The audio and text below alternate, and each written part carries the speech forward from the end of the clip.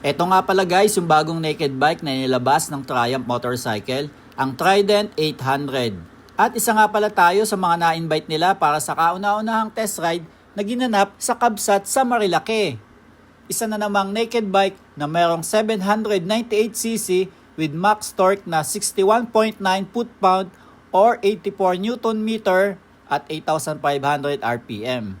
At merong max power na 113 HP at 10,750 RPM. At meron din siyang wet multi-plate slip-in assist clutch, adjustable Showa suspension, likod at harap, full color instrument panel, LED lighting at very premium finish glossy paint at merong dalawang colors available.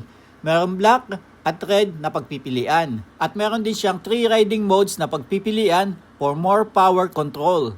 At sa presyong 649,000 SRP o suggested retail price, meron ka ng napaka-formang big bike na merong lapad ng gulong sa harapan na 120/70R17. Sa likod, meron lapad na 180/55R17 na Michelin Road 6 na kaya wala kang worry sa kalsada, makapit at very premium na brand.